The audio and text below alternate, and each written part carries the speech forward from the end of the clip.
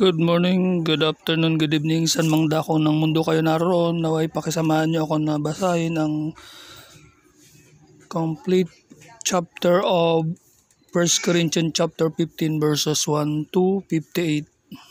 Now we'll start in verse 31. Please subscribe, please like, please share, and please comment na rin. Thank you. Thanks be to God be all the glory and praise.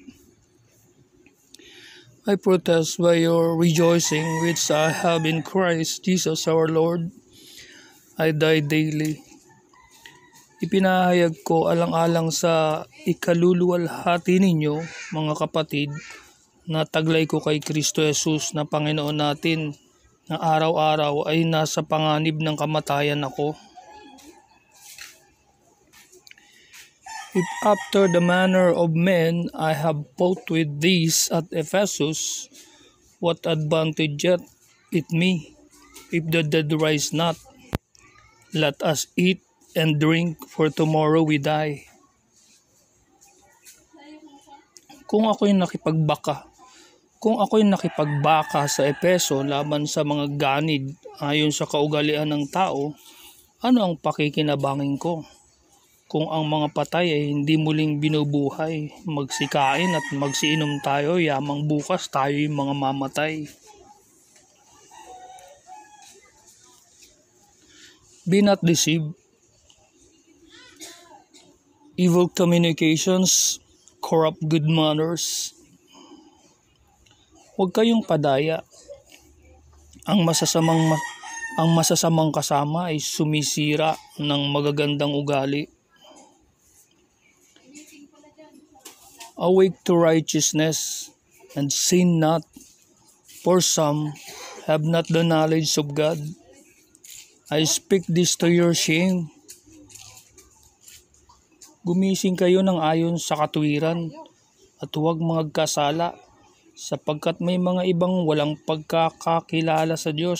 Sinasabi ko ito upang kayo'y kilusin sa kahihiyan.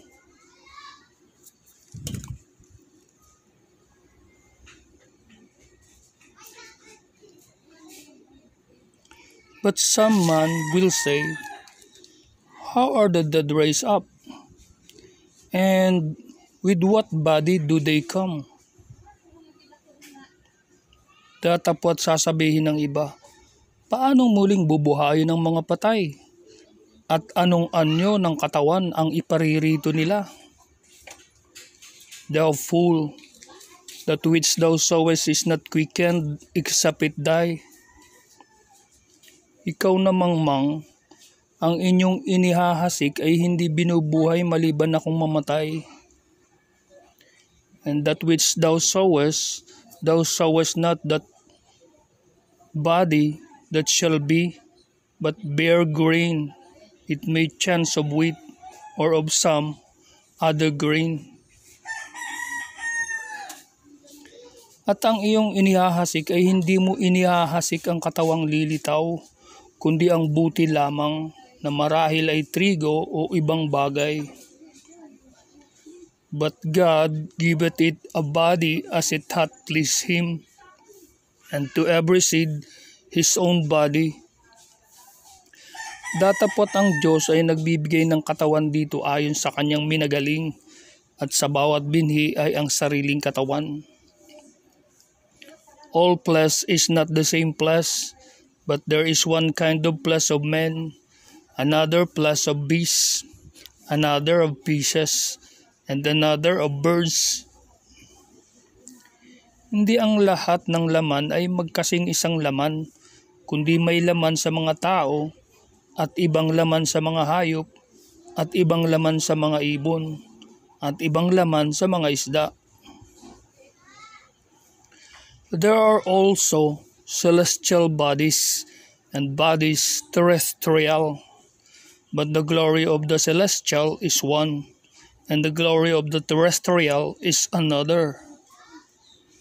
Mayroon namang mga katawang ukol sa langit at mga katawang ukol sa lupa. Datapwat, iba ang kaluwalhatian ng ukol sa langit at iba ang ukol sa lupa. There is one glory of the sun, and another glory of the moon, and another glory of the stars. For one star differeth from another star in glory. Iba ang kaluwalhatian ng araw, at iba ang kaluwalhatian ng buwan, at iba ang kaluwalhatian ng mga bituin. Sapagkat ang isang bituin ay naiiba sa ibang bituin sa kaluwalhatian. So also is the resurrection of the dead. It is sown in corruption, it is raised in incorruption. Gayon din naman ang pagkabuhay na maguli ng mga patay. Itinatanim na may kasiraan, binubuhay na maguli na walang kasiraan. It is sown in dishonor, it is raised in glory. It is sown in weakness, it is raised in power. Itinatanim na may pagkasiphayo, binubuhay na maguli na may kaluwalhatian. Itinatanim na may kahinaan, binubuhay na maguli na may kapangyarihan. It is sown a natural body, it is raised a spiritual body. There is a natural body and there is a spiritual body. Tinatanim na may katawang ukol sa lupa, binubuhay na maguli na katawang ukol sa espiritu. Kung may katawang ukol sa lupa, ay may katawang ukol sa espiritu naman. And so, it is written, the first man Adam was made a living soul. The last Adam was made a quickening spirit. Gayon din naman, nasusulat, ang unang taong si Adam ay naging kaluluwang buhay.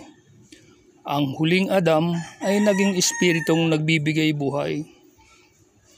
Howbeit, that was not first which is spiritual, but that which is natural, and afterward that which is spiritual. Bagaman ang ukol sa espiritu ay hindi siyang una, kundi ang ukol sa lupa, pagkatapos ang ukol sa espiritu. The first man is of the earth, earthy. The second man is the Lord from heaven. Ang unang tao ay tagalupa na ukol sa lupa. Ang ikalawang tao ay tagalangit. As is the earthy, such are they also that are earthy. And as is the heavenly, such are they also that are heavenly. Kung ano ang ukol sa lupa, ay gayon din naman silang mga tagalupa. At kung ano ang ukol sa langit, ay gayon din naman silang tagalangit. And as we have borne the image of the earthy, we shall also bear the image of the heavenly. At kung paanong tinaglay natin ang larawang ukol sa lupa, ay tataglayin din naman natin ang larawang ukol sa langit. Now this I say, brethren, that flesh and blood cannot inherit the kingdom of God, neither doth corruption inherit incorruption. Sinasabi ko nga ito mga kapatid, na ang laman at ang dugo ay hindi makapagmamana ng kaharian ng Diyos, ni ang kasiraan ay magmamana na walang kasiraan. Behold, I shew you a mystery. We shall not all sleep, but we shall all be changed. Narito, sinasaysay ko sa inyo ang isang hiwaga. Hindi tayong lahat ay mga tutulog, ngunit tayong lahat ay babaguhin. In a moment, in the twinkling of an eye, at the last trump, for the trumpet shall sound, and the dead shall be raised incorruptible, and we shall be changed. Sa isang sandali, sa isang kisap mata, sa huling pagtunog ng pakakak, sapagkat tutunog ang pakakak, at ang mga patay ay mga bubuhay na maguli, na walang kasiraan, at tayo'y babaguhin. For this corruptible must put on incorruption, and this mortal must put on immortality. Sapagkat kinakailangan na itong may kasiraan ay magbihis ng walang kasiraan, at itong may kamatayan ay magbihis ng walang kamatayan. So, when this corruptible shall have put on incorruption, and this mortal shall have put on immortality, then shall be brought to pass the saying that is written, death is swallowed up in victory.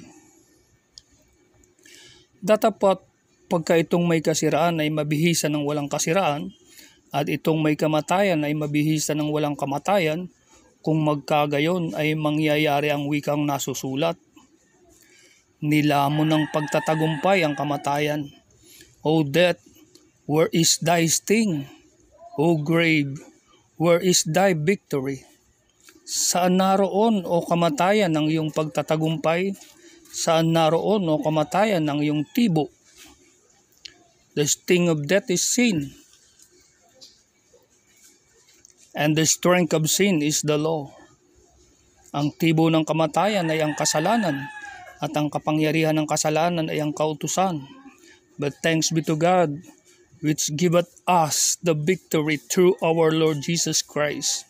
Datapwat salamat sa Diyos na nagbibigay sa atin ng pagtatagumpay sa pamamagitan ng ating Panginoong Hesukristo. Therefore, my beloved brethren, be steadfast, unmovable, always abounding in the work of the Lord. For as much as ye know that your labor is not in vain in the Lord. Kaya nga mga kapatid kong minamahal, kayo'y magsitatag, huwag makilos, na laging sumasagana sa gawa ng Panginoon. Yamang nalalaman ninyo na hindi walang kabuluhan ang inyong gawa sa Panginoon. Salamat sa iyo sa pakikisama mo sa akin na basahin ng Book of 1 Corinthians chapter 15 verses 1 to 58. Thanks be to God be all the glory and praise. May God bless you more.